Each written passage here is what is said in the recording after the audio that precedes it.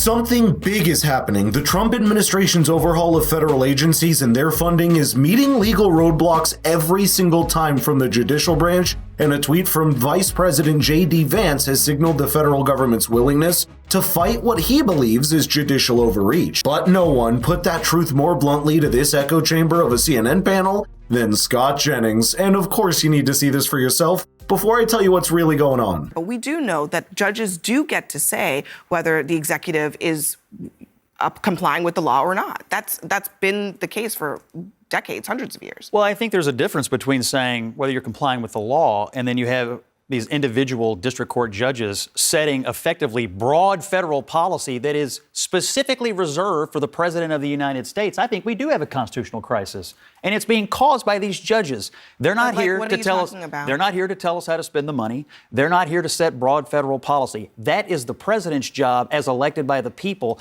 These judges are supposed to be settling discrete, specific matters, not policy setting. I think Vance is right. I think Trump has a point.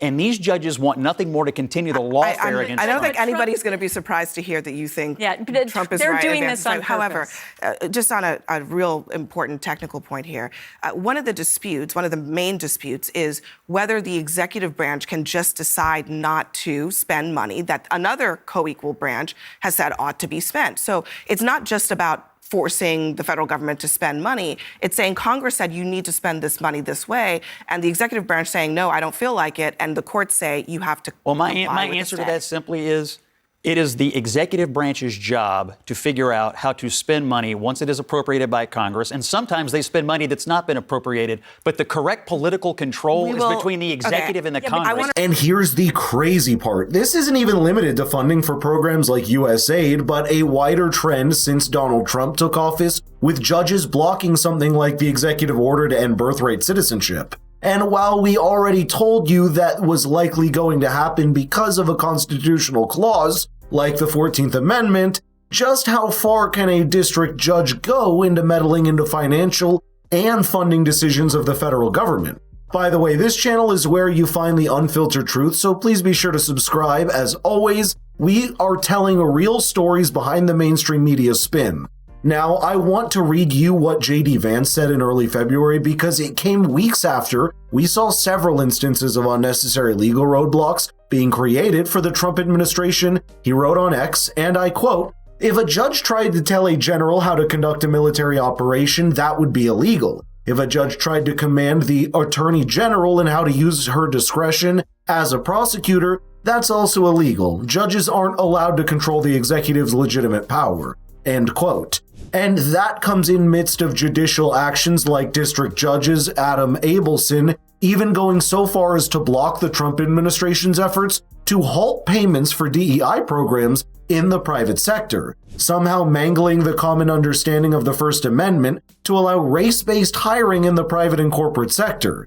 Do you now see where the frustration comes from for the current administration? You want individual federal judges who hate Donald Trump No, I don't. to tie him up for 4 years. No, I don't. If you want a big Not at policy all. questions decided, let the Supreme Court do it. But in the interim, the executive has to be allowed to govern. Pray tell, how do we get to the Supreme Court? Can Just somebody appeal, tell me? and that's fine, but you can't tie him up we get until to it the gets Supreme there. You Court. can't tie him up we until get to it the gets Supreme there. Court by the judges ruling, things going to appeal, and then it goes up. And in the meantime, what happens? Trump can't act? Trump can't act? In the meantime, you're supposed to comply with the court's rulings. Am I wrong about that? Well, you're supposed to comply, but Scott's absolutely right in that the court cannot say you have to spend these dollars today. So as a governor, I dealt with this. We got things challenged in state court and federal court. It's all judge-shopped, by the way.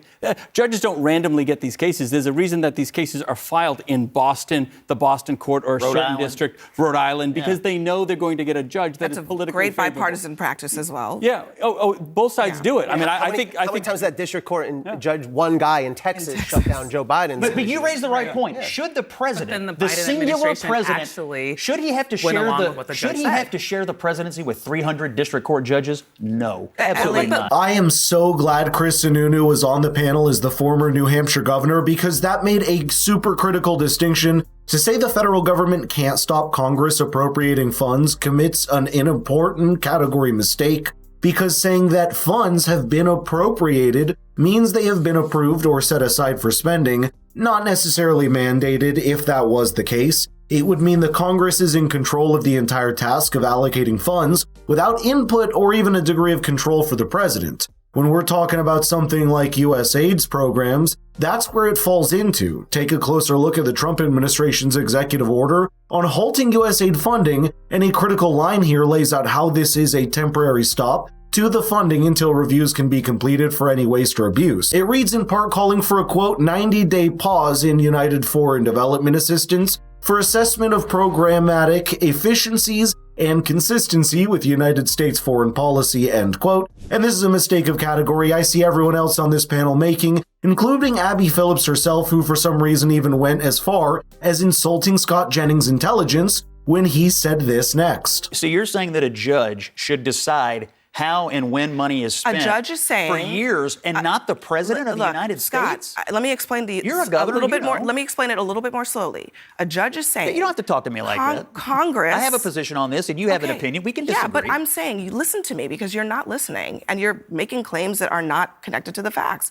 The judge is saying, Maybe you are. Congress appropriated a certain amount of money. Yeah. We need to litigate this. Okay. While we litigate this, we're going to put a hold on the actions that you took that might be unconstitutional. So while we That's litigate, part of the process. Why this, can't- I'm why a doesn't judge that and work? I'm in charge of the executive branch, and you're not. Forget it. Yeah, I totally you just disagree. can't compel the executive branch to spend the dollars. You can't do that. They Okay. can't say we're going to start. The Have judges you are going to heard start of writing the the checks. They have every impoundment? right to Have you hold heard that. of the Impoundment Control Act of 1974?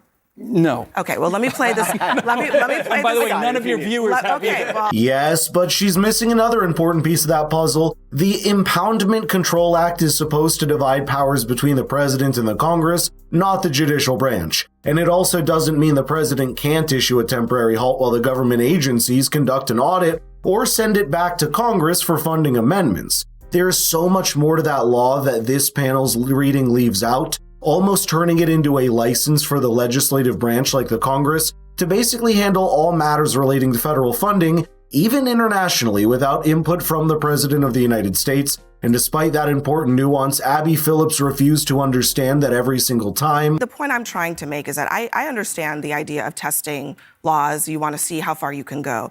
But the question that you are asking has been answered by the courts, okay? The reason that the Impoundment Control Act exists is to say that when Congress says we appropriate this money, it should be spent that way. That's No. their power. They have the Look, power of every the state in the purse. country, when we pass a balanced budget, and I'll explain what a balanced budget is Again, to everyone in it's a Washington in a minute. dispute, but I'm we don't saying spend, this is that called a hasn't lapse. been proven There's in the hundreds of millions of courts. dollars in New Hampshire that intentionally do not get spent on certain programs. What They're supposed to lapse what back about into when system. the Trump administration says to Congress, you created this agency, we're going to just decide it doesn't exist anymore?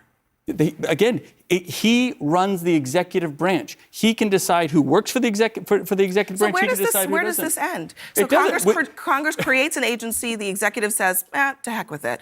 Congress appropriates money, the executive branch says, to heck with it. Where does this end? So it ends. You can go back, and I like what they're doing, and they're going to whiteboard these programs out, and they're going to force each of these departments to come back and actually justify their existence, which no one in Washington has done for decades. If you want NIH money to go forward, explain to me why, how, and how it's going to be spent. All right, so the next That's all. They're Democratic going to president force who them says to the table. ICE is going to just disappear, I expect that the two of you will say that sounds I think all of them. Precisely. And what Abby Phillips said there is exactly the reverse of what's happening. The ball doesn't have to swing so far extreme in either direction that either is the legislative or the executive branch able to say, to heck with it, as Abby puts it. The whole point of the Impoundment Control Act of 1974 is in line with the constitutional separation of powers and the system of checks and balances that this country's democratic norms completely thrive on. But I don't see any of that nuance making its way into this panel if it wasn't for Chris Sununu and Scott Jennings. However, let me know in the comments if you agree, because it is really a window into the kind of linear mindset that plagues places like CNN right now, and how so many viewers are just turning off to the one-dimensional analysis that they are fed on these partisan networks like the mainstream media.